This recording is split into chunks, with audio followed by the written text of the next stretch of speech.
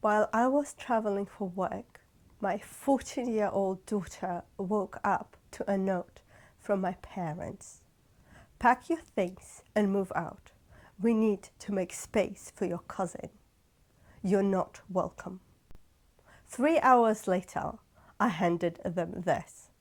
My parents went pale. Wait, what? How?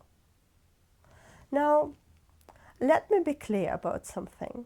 I didn't dump my kid on my parents.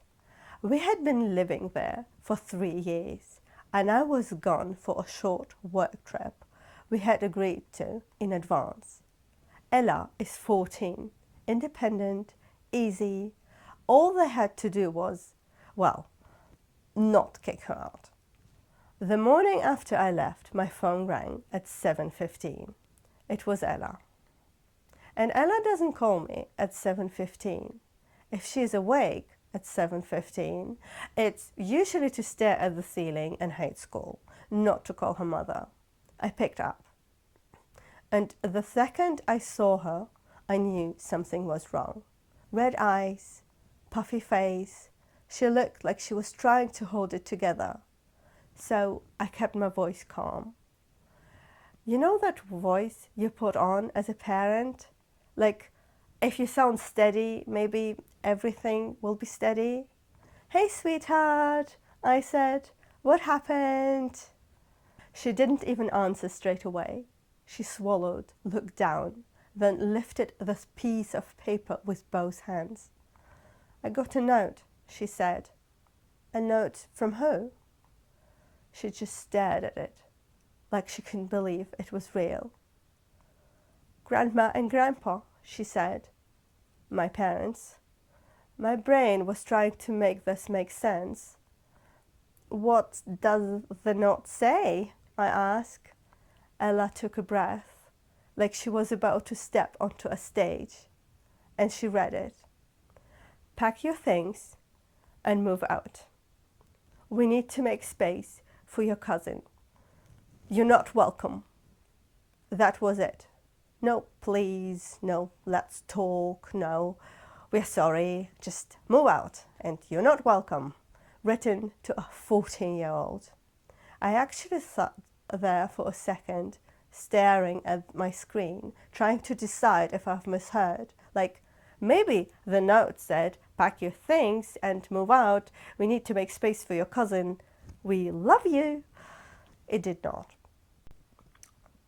Ella, I said, keeping my voice low. Did you talk to them? She shook her head. No, I didn't go out.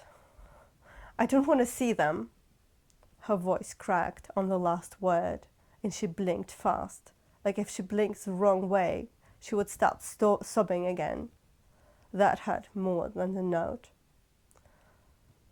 Because she wasn't just upset about being told to leave. She was hurt because these are her grandparents, people she thought were safe. Okay, I said, listen to me. You did nothing wrong. Nothing. Do you hear me? She nodded, but she still looked like she was holding herself together with tape. Why would they do that? She whispered. I thought they liked me. I took a slow breath, because if I let my anger loose on camera with my child watching, I would scare her, and I needed her to feel safe. I'm going to call them, I said, right now. Ella's eyes widened. Mom, please. Stay right there, I said. I will handle it. Then I ended the call and called my mother. She answered like I was calling to ask what she wanted for dinner. Hello! Mom, I said, did you leave Ella a note telling her to, move out? There was a pause. Not a confused pause, a pause like she was deciding how much to admit. Yes, she said finally. Right. What is going on? We need the room. she said. The room for what? For Nicole, obviously, my mother said. Like, that explained everything. Nicole needs to move in. Nicole and Layla. Nicole is my sister, and Layla is her 7-year-old daughter. I was stunned. Since when? I asked. She had an emergency, my mother said. What emergency? She had a fight with Justin, my mother said, and she needs space. Justin is Nicole's husband, Layla's father. And you decided the solution was to throw my daughter out. I mean, where is she supposed to go? My mother sounded irritated now, like I was the one making it difficult. She can go to her father, she said. Ryan, my ex. My parents knew exactly how uninvolved he was. They knew that Ella wouldn't want to stay with him. They knew it would upset her. They knew it would actually scare her. And my mother said it like she was suggesting a fun weekend activity. I could feel my hands shaking. You're telling my child she isn't welcome, I said, because Nicole wants the room, and your solution is to send her to Ryan. My mother snapped. Listen, don't make this into a big drama. Then she added, like she has been saving it up, and she has been rude. She doesn't listen. I asked her to do dishes, and she loaded the dishwasher completely wrong. Cups full of water, bowls facing the wrong way, the pan still greasy. I had to redo the whole thing. I blinked. That's what it is, I said. A dishwasher. It's the attitude, my mother said quickly. And we need the room. Mom, I said, Ella cooks for herself. She cleans up. Even if she loaded the dishwasher wrong, she's 14. You correct her. You don't write her a note telling her that she's not welcome. My mother's voice went cold. Alison, she said, just come home and deal with it. I stared at the wall of the hotel room, the neutral carpet, the little bottle of hand soap that probably cost a fortune, and something inside me just went very quiet. Fine, I said. I'm coming home. My mother sighed, like I was finally being reasonable. Good, she said. I ended the call before I said what I really wanted to say. Then I called my manager, said, family emergency, threw my stuff in the suitcase and left. I drove 2 hours with my jaw clenched the entire time. And when I pulled into my parents' driveway, I didn't feel nervous. I felt calm in a way that usually means you're about to do something you can't undo. I walked into the house. My mother looked at me and actually smiled. Oh, she said, see, that wasn't so difficult. I don't know why you made such a scene. Like, I had come back early from a spa weekend. My dad stood behind her with his arms crossed. And from the living room, I heard Nicole laughing. They didn't know it yet, but an hour later, I was about to hand them something, and their lives would never be the same again. But we will come to that.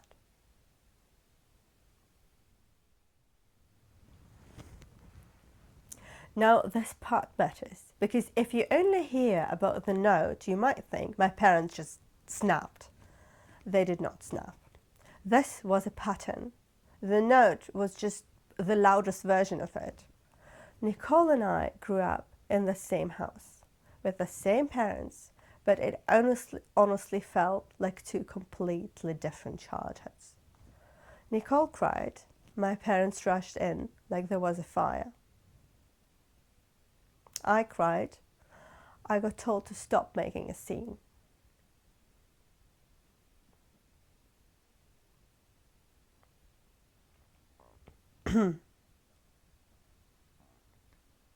Nicole needed something. It was urgent. I needed something. It was figure it out. Then I turned 18. My parents didn't kick me out aggressively. It was more like they couldn't wait for me to go. You're an adult now, they said. Time to stand on your own. So I did. I worked, I saved, and I tried to build a life. Nicole went to college later, and suddenly my parents had endless energy for parenting again. They were involved, they were supportive, they helped her with everything, like they enjoyed it. And I remember thinking, oh, so they have this in them, just not for me. Then I married Ryan. I'm not going to get into that all here. Let's just say 3 years ago I had to leave him in a hurry. I had Ella with me and I had nowhere else to go. So I asked my parents if I could stay with them. My parents acted like I had asked for a mansion. We don't have space, my mum said.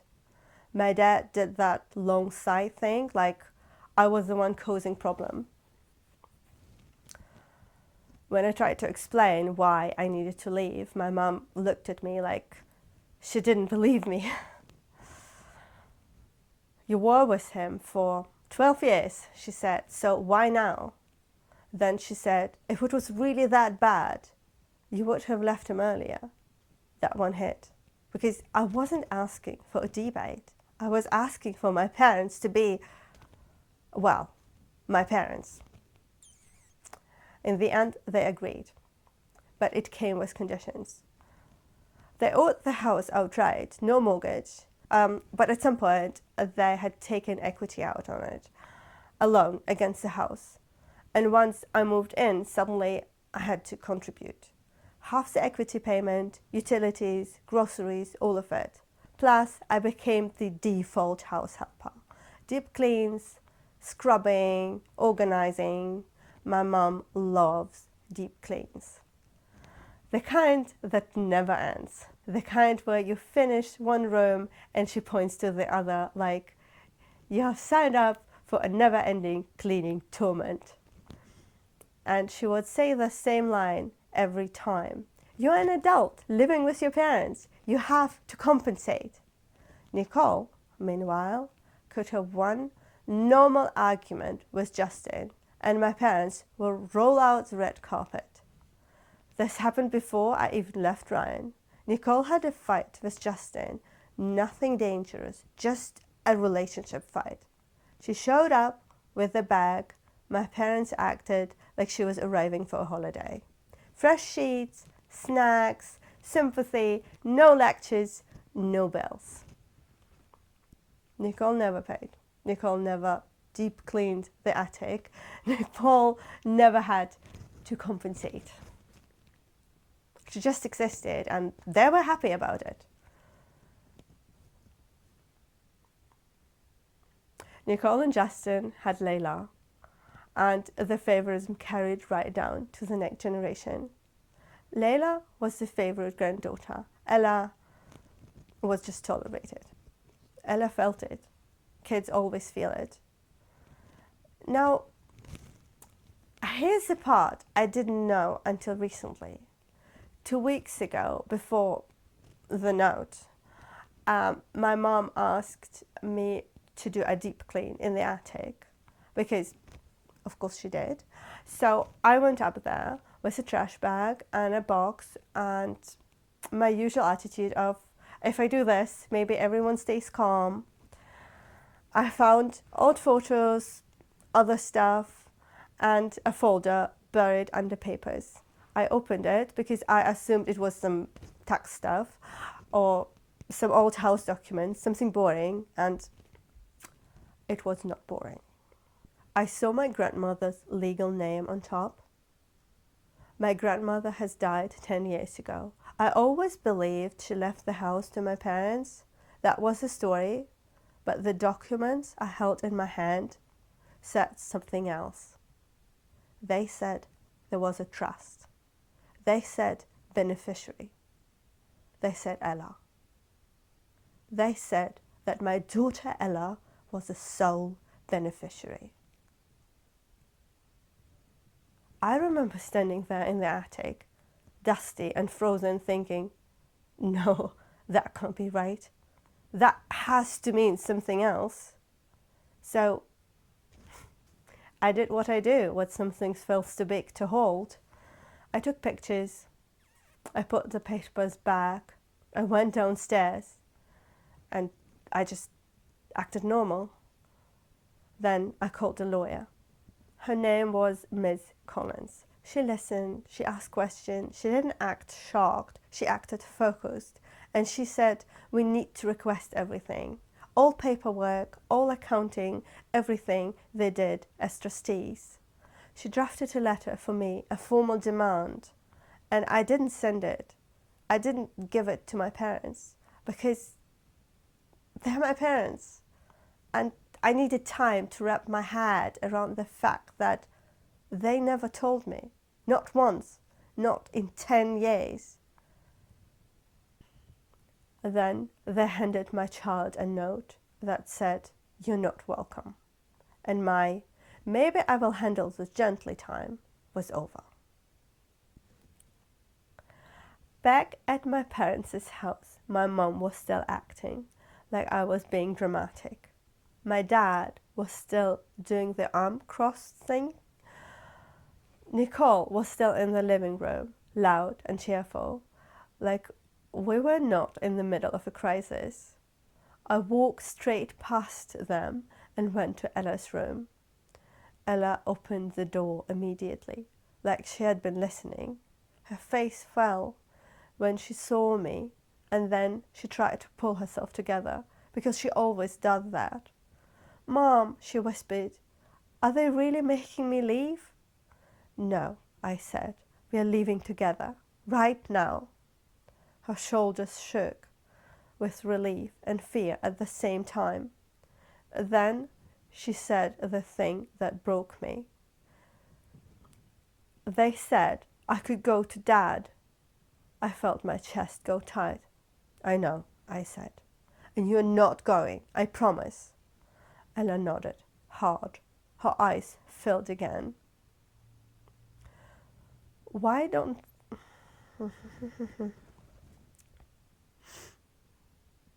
Ella nodded, hard. Her eyes filled up again. Why don't they want me? She asked. I pulled her into a hug. I don't know, I said, but it has nothing to do with you. I helped her pack essentials, just what she needed to feel okay. Clothes, charger, toiletries, her favorite hoodie, the things you grab when your life turns into a suitcase. Then I stood up, took a breath, and walked back into the hallway. My mum looked at the bag in Ella's hand and rolled her eyes. Oh, for goodness sake, she said, stop turning that into production. I didn't argue. I reached into my own bag and pulled out an envelope. It was a letter from Miss Collins. And then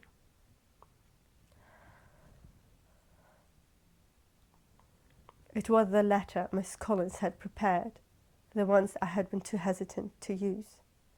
I held it out to my dad. This is from my lawyer, I said. My dad's face changed immediately, like the word lawyer tasted bad. Your lawyer, he repeated. Yes, I said, Miss Collins. My mum stepped forward, fast. What is that? she demanded. It's a formal request, I said, for the trust paperwork, the accounting, everything. Nicole appeared in the hallway, phone in hand, annoyed. What is going on now? She snapped. I looked at her. This was the first time she looked even slightly nervous. My dad opened the envelope. He scanned the first page, and the colour drained from his face so quickly it was almost impressive. My mum snatched it from him and read. She froze. Nicole leaned in. What is it? She said. Sharper now. My mum didn't answer. Nicole grabbed the pages and read them to herself. Her face went pale. Wait, she said, staring at the papers, then at me. What? Then quietly, like she genuinely could not understand how the ground under her feet had shifted. How? I didn't explain. Not there, not in front of my child, because Ella was behind me with her bag, watching the adults in her life fall apart. I took Ella's hand. We are leaving, I said. My mum's voice jumped up into shouting. My dad started yelling too. Nicole stood there, still pale, like someone had unplugged her.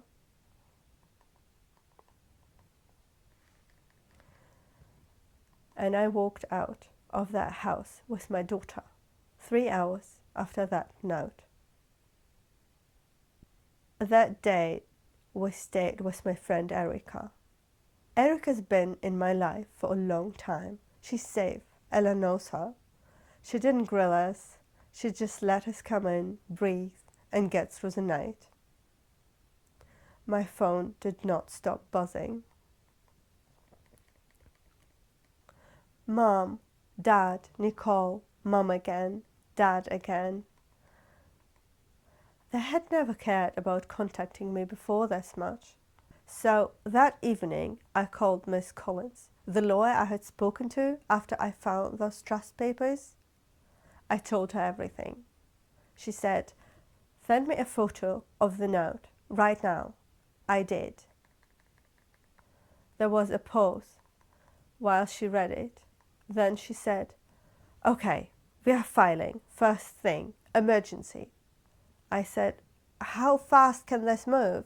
She said, fast enough to get a temporary order. 3 days later, we were in court.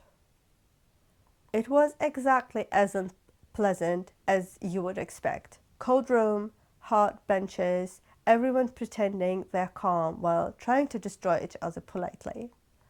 Ella sat next to me in her hoodie, shoulders tied. My parents sat across the room like they were the injured party.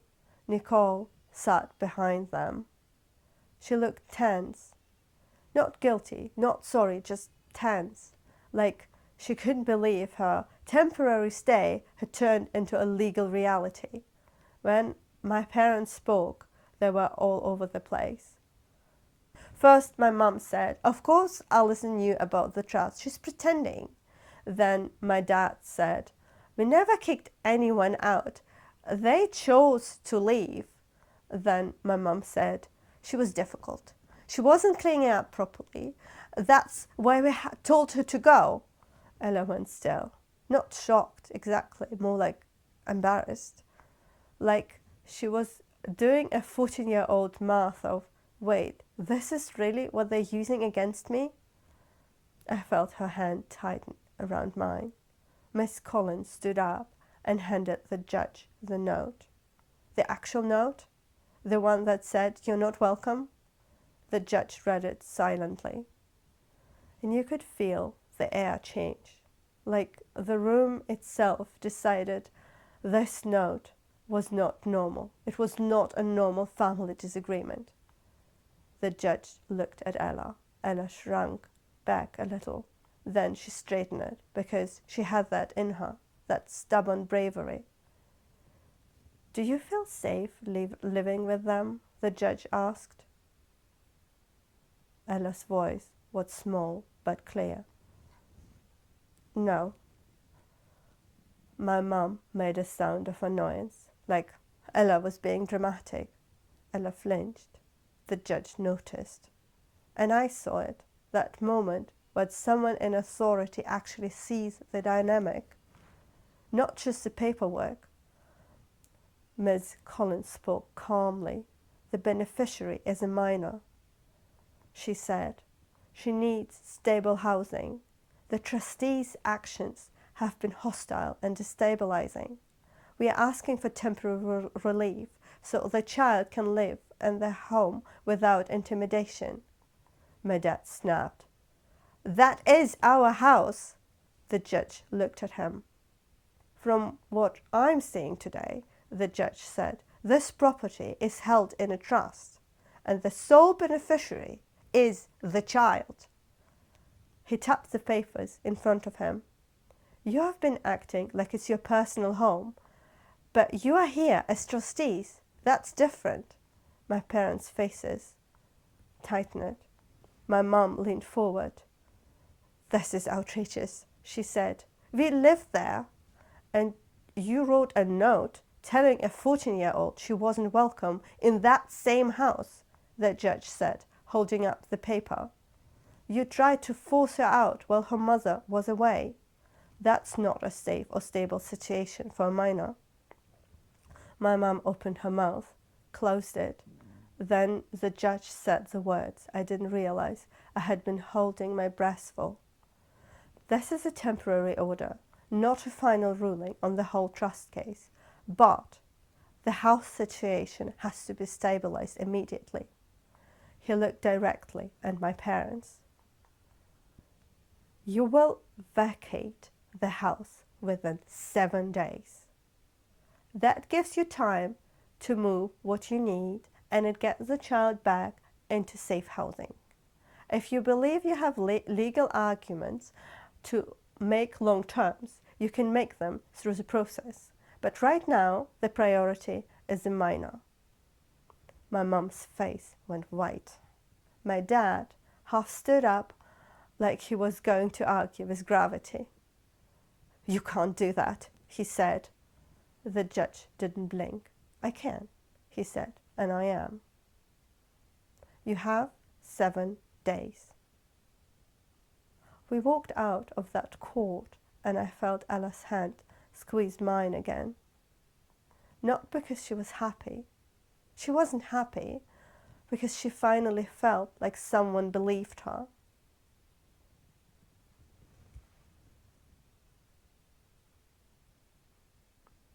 My parents moved out fast.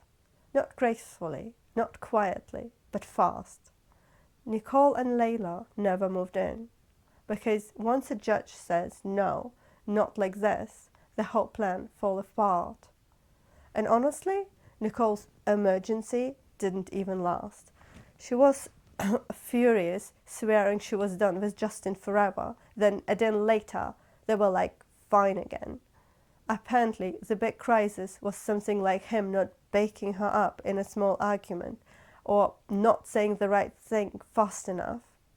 Normal couple stuff. Just treat it like a national emergency. And that's when the story started.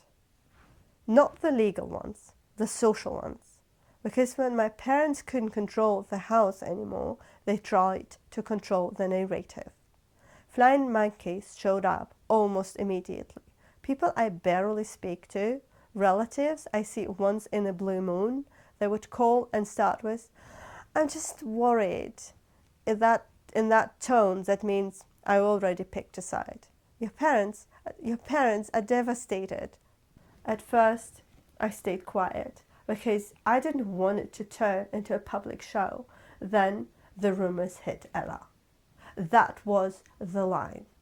One afternoon, she came home from school, shut her bedroom door, and didn't come out.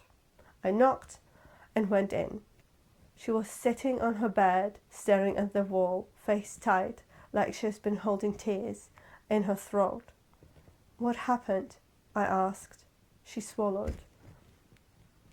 She swallowed. People were talking, she said. Who? Kids, she said. And their mums. Someone said you kicked grandma and grandpa out. Someone said you're trying to steal their house. And someone said I caused it. Her voice wobbled.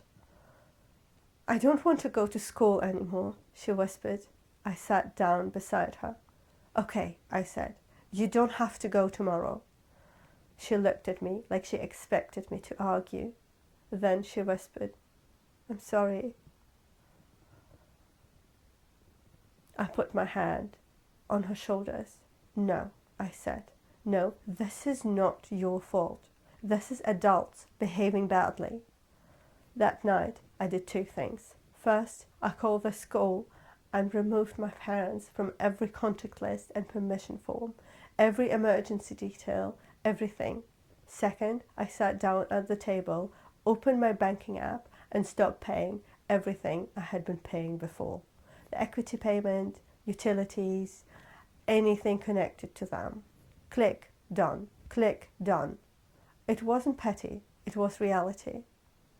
If you throw my child out, you do not get my money. Then I went to bed and stared at the ceiling and tried not to cry.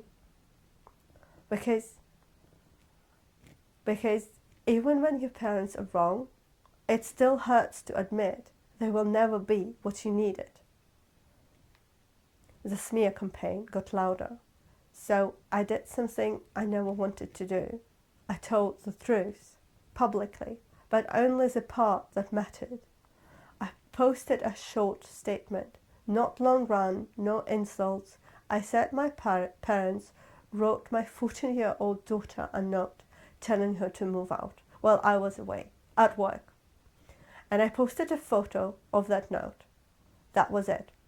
People read it, and suddenly the Alison's a cruel daughter story got very quiet. Because it's hard to defend a note that says you're not welcome to a child. Some of the same people who had judged me messaged me privately to apologize. Some didn't. That's fine.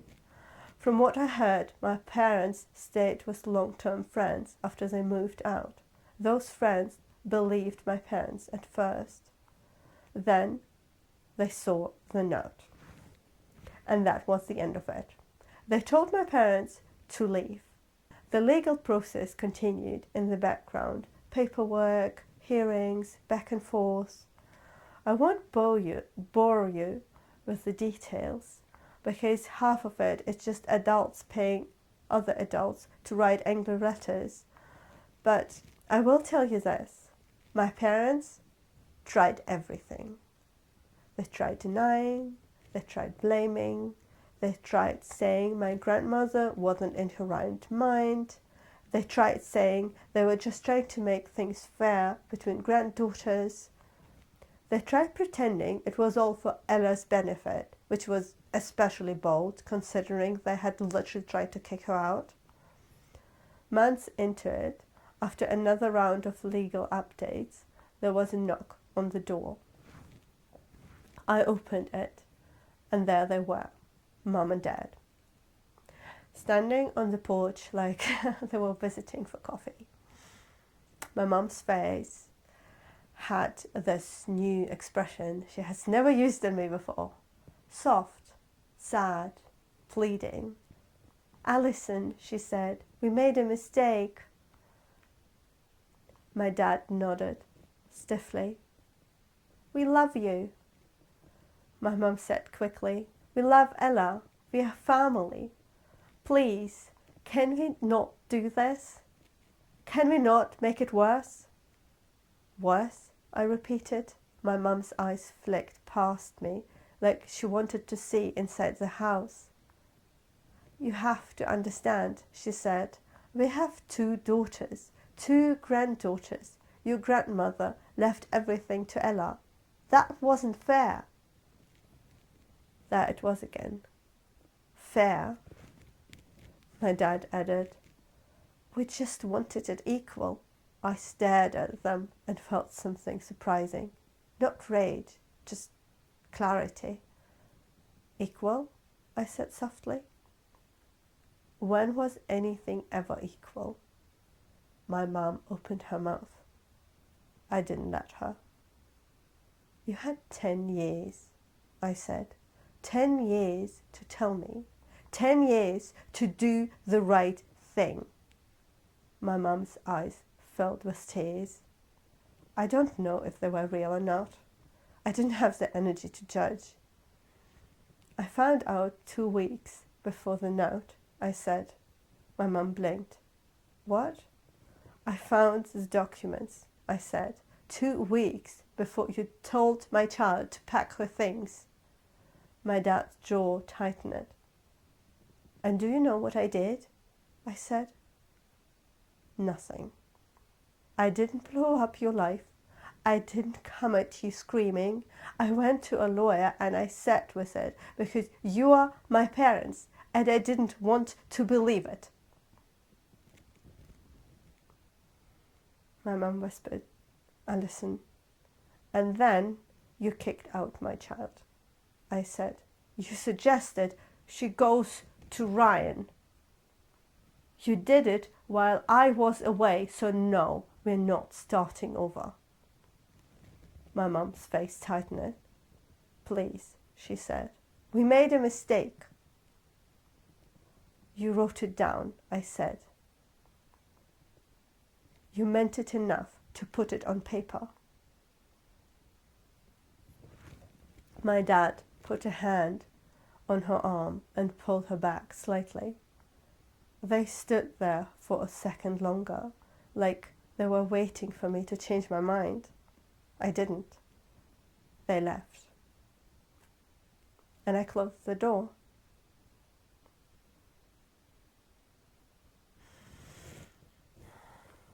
About a year later, it's over. Not emotionally, not in my head, but on paper. All the hearings, all the paperwork, all the arguing, done. Ella and I are in the house now, not visiting, not temporarily, not paying anyone for the privilege of breathing in our own living room. It's just home, our home. I have no contact with my parents, completely. No calls, no texts, nothing. And I don't take a break from it on holidays. I don't do check-ins. I don't do just one message. I barely talk to Nicole either. She still says she didn't know anything. And maybe she didn't. I honestly go back and forth on that.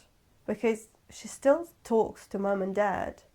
She still drops little lines like, they're still our parents, like that is supposed to settle it. And I just nod. And I keep distance. Ella is the biggest change. She's lighter now. Not in a loud, jumpy way. In a quiet way. Like she finally believes she is allowed to take up space.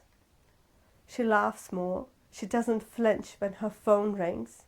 She doesn't brace herself before walking into a room. She doesn't second guess whether she's welcome. So you tell me, was I too harsh because they're my parents?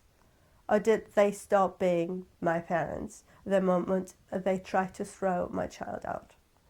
Thank you so much. I'm the writer. I have written this story. I hope you enjoyed it. If you would like to support us, check out our Patreon. That really helps us write more stories. I'll see you in the next one.